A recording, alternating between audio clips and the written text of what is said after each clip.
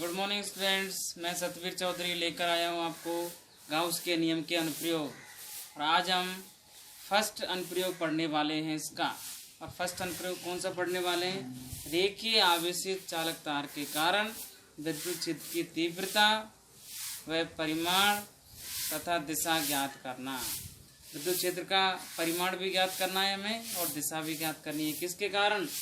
एक रेखीय आवेशित चालक तार के कारण, लीनियर चार्ज कंडक्टर के कारण इलेक्ट्रिक फील्ड फाइंड आउट करना है हमें। तो सबसे पहले मैंने क्या किया, कोई एक वायर ले लिया, इसकी लंबाई क्या है? L लंबाई है, और इसको मैंने ए बी नाम दे दिया। चार्ज कर दिया इसको धनावेश से, पॉजिटिव चार्ज दे दिया इसको। और इसके मैंने दो कोई अल्पांश ले लिए, पहला अल्पांश DL हो गया, ये भी DL हो गया। यहाँ पर एलिमेंट ले लिया, एलिमेंट। अब मैं क्या कर रहा हूँ, इससे R दूरी पर, इस O बिंदु से, मध्य बिंदु से R दूरी पर कोई बिंदु मैंने क्या ले लिया? P बिंदु ले लिया। अब इस बिंदु पर इन अल्पांशों के कारण तीव्रता मान रहा हूँ। इसके कारण ये ले ली मैंने E1, तीव्रता क्या ले ली यहाँ से? DE1, तीव्रता क्या मानी मैंने? DE1। और इस अल्पांश से क्या ले ली मैंने? तीव्रता DE, क्या ले ली यहाँ पर? D2। और इसको मैंने आगे बढ़ाया। सपोज कीजिए ये इसके साथ थीटा कोण बना रहा है, ये भी थीटा, तो ये भी क्या होंगे? थीटा होंगे। एंगल कितना होगा? थीटा। तो बताइए इसके साथ कौन सा थीटा जहाँ बनता है उसका कौन सा कंपोनेंट काम करता है? DE का यहाँ पर DE1 cos थीटा। क्या होगा? DE1 cos theta. इसके परपेंडिकुलर में कौन सा? यहाँ पर क्या होगा? DE1 sin theta. ऐसी इसी प्रकार से DE2 के लिए देखिए, यहाँ थीटा बन रहा है तो यहाँ पर क्या होगा? DE2 cos theta. और इसके परपेंडिकुलर में यहाँ पर क्या होगा? DE2 cos theta. तो आप देख सकते हैं इसके चार कंपोनेंट है मेरे पास। कौन कौन से? DE1 cos theta, DE2 cos theta, और DE1 sin थीटा और DE2 sin थीटा। तो ये कंपोनेंट तो क्या हो जाएंगे? कैंसिल हो जाएंगे। क्यों? अपोजिट डायरेक्शन के कारण।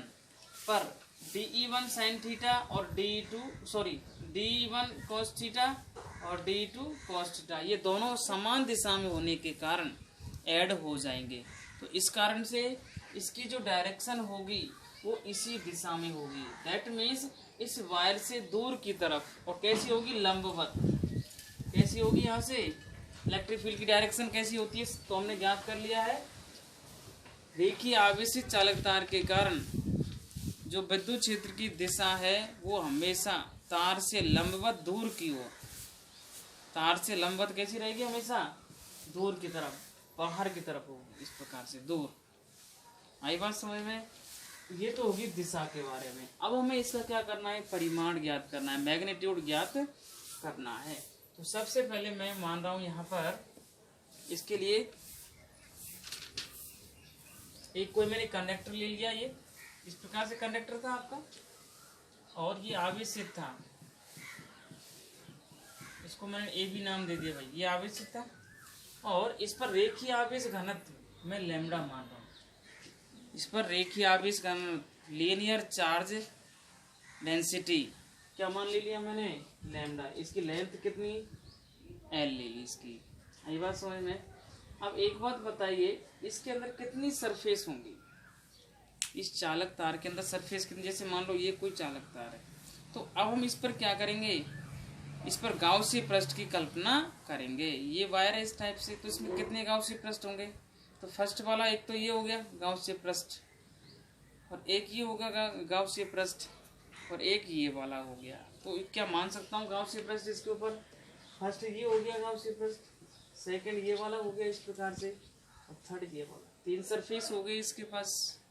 तो इसको मैं नाम दे रहा हूँ यहाँ पर S1, इसके लिए S2 और इसके लिए S3। तो अभी आपने देखा था हमेशा इलेक्ट्रिक फील्ड क्या होगा? इस वायर के लंबवत।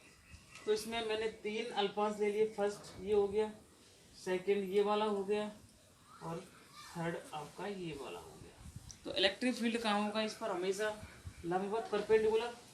ये देखिए यहाँ से, जैसे ये फर्स्ट सरफेस तो इसके लिए ऐसे हो गया, सेकंड के लिए इस प्रकार से हो गया, और थर्ड के लिए इस प्रकार से हो गया। पर इनके क्षेत्रफल सदिश कहाँ होंगे? इसका ऊपर की तरफ होगा एरिया वेक्टर, इसका ऊपर हो गया, और इसका एरिया वेक्टर कहाँ हो गया? नीचे, और इसका एरिया वेक्टर इस टाइप से हो गया। तो इसके लिए हम क्या करें यहाँ पर, अब इसके लिए एरिया वेक्टर यहाँ मान ले ये होगा आउटसाइड में, ऐसी इलेक्ट्रिक फील्ड तो इसके लिए इधर होगा, और इसके लिए एरिया वेक्टर कहाँ होगा? इधर ही होगा। तो इसको मैं मान रहा हूँ E1 वेक्टर, और इसको क्या मान रहा हूँ यहाँ? DS1 vector. इसी प्रकार से ये क्या होगा? E2 वेक्टर, ये क्या होगा? DS2 vector. ऐसे परपेंडिकुलर इलेक्ट्रिक फील्ड तो इस प्रकार से होगा E3 वेक्टर, और इसका एरिया वेक्टर कहाँ होगा? नीचे की तरफ DS3 वेक्टर। तो एंगल देखिए अब इसमें कितना बन रहा है, यहाँ कितना एंगल बन रहा है ये बताइए? एंगल हो गया 90 डिग्री। 90 डिग्री कौन बन रहा है देख लो आप। यहाँ पर कितना बन रहा है? 0 डिग्री। यहाँ पर फिर से कितना बन रहा है?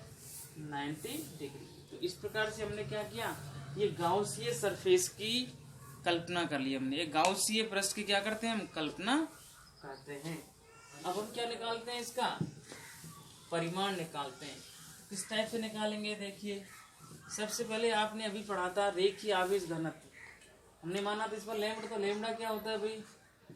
Q/L। रेखीय आवेश घनत्व क्या होता है? लैम्डा इक्वल Q/, तो यहाँ से Q क्या हो गया? Lambda into L। Q क्या हो गया यहाँ से? Lambda into L।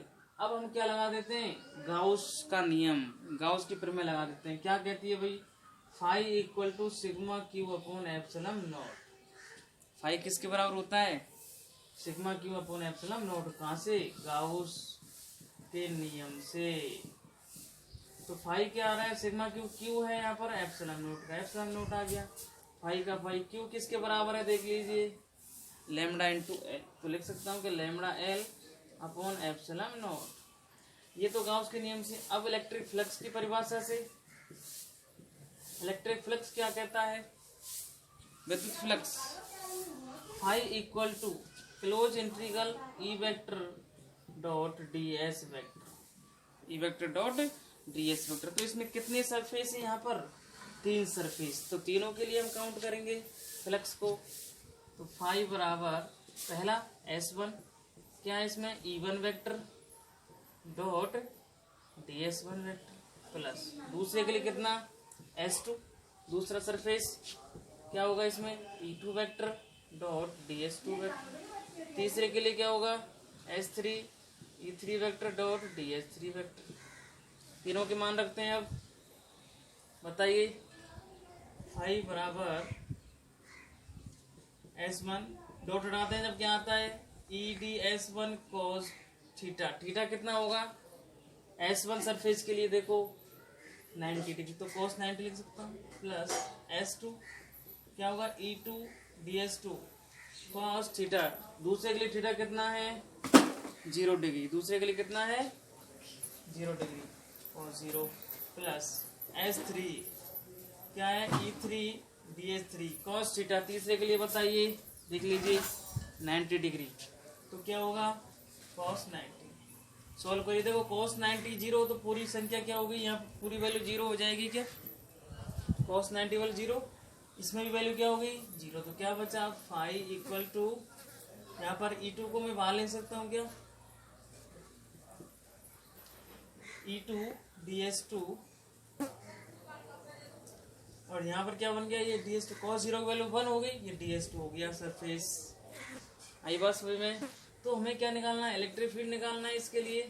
तो क्या होगा यहाँ पर? ये सारी वैल्यू इक्वल है, परपेंडिकुलर है इसके, तो इसको मैं लिख सकता हूँ E DS2। अब दूसरे सरफेस के लिए ये वाला सरफेस, तो इसका गाउसीय पृष्ठ क्षेत्रफल क्या होगा? पृष्ठ क्षेत्रफल क्या होगा? ये वायर कैसा है? बेलनाकार है, तो बेलन का पृष्ठ क्षेत्रफल कितना होता है बताइए? ये DS2 की वैल्यू होगी मेरे पास, DS2 पढ़ा होगा आपने 2 पाई RH।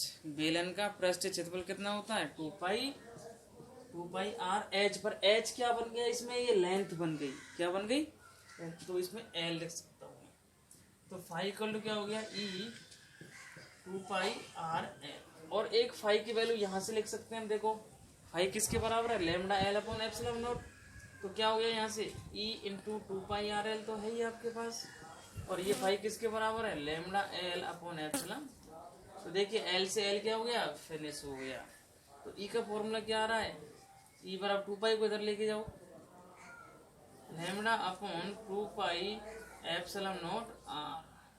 क्या आ रहा है फॉर्मूला, E बराबर lambda upon 2π epsilon not R।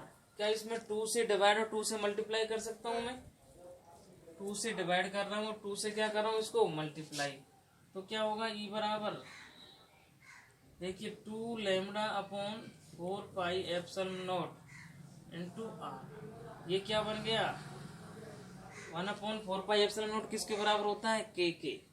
तो E बराबर क्या हो गया मेरे पास, 2K लेमडा अपॉन R। क्या बन गया, 2K लेमडा अपॉन R। तो इस प्रकार से ये फॉर्मूला किसका आ गया है, देखिए आवेशीय चालक तार के कारण विद्युत क्षेत्र की तीव्रता। देखिए आवेश चालक तार के कारण विद्युत की तीव्रता कितनी आई मेरे पास, 2K लेमडा अपॉन R। और इसमें अब हम देख रहे हैं ये डिपेंड किस पर करता है, 2K lambda upon R depend किस पर करेगा। देखिए यहाँ से 2K लेमडा अपॉन R, थोड़ा मैं ग्राफ बना रहा हूँ, ये किस किस पर डिपेंड करेगा। तो सबसे पहले फॉर्मूले से, तो E क्या है, formula 2K lambda upon R। तो E समानुपाती है किसके, लेमडा के। दैट मीन्स अगर मैं E और लेमडा में ग्राफ बनाऊं, यहाँ पर E और ये लेमडा, तो कैसा ग्राफ बनेगा, एक सीधी रेखा बनेगी। लेमडा का मान बढ़ता जाएगा तो E का मान भी क्या होता जाएगा, बढ़ता जाएगा। तो पहला ग्राफ ये हो गया। अगर आपसे पूछे E और R में ग्राफ बनाओ, E व R में, तो E और R एक दूसरे के कैसे हैं, इनवर्सली प्रोपोर्शनल है, वित क्रमानुपाती हैं। कैसे हैं भाई, वित क्रमानुपाती। तो हम ग्राफ बना सकते हैं क्या, ये E हो गया, ये R हो गया। तो वित क्रमानुपाती ग्राफ इस प्रकार से बनता है, पैराबोलिक, परवलयाकार। कैसे, अगर R का मान बढ़ता जाएगा तो E का मान क्या होता जाएगा, कम होता जाएगा। जैसे जैसे बिंदु दूर होता जाएगा इलेक्ट्रिक फील्ड वीक होता जाएगा, कमजोर होता चला जाएगा। अगर आपसे एक ग्राफ और पूछे इसमें, कैसे, अगर आप ग्राफ बनाना है E और 1/R में, तो याद रखना हमेशा प्रोपोर्शनली बनेगा, इस प्रकार से सीधा ग्राफ बनेगा। तो इस प्रकार से हमने देखिए आवेशीय चालक तार के कारण विद्युत क्षेत्र की तीव्रता का परिमाण व दिशा ज्ञात कर ली है। तो प्लीज एक बार देखो, अच्छा लगे लाइक एंड शेयर।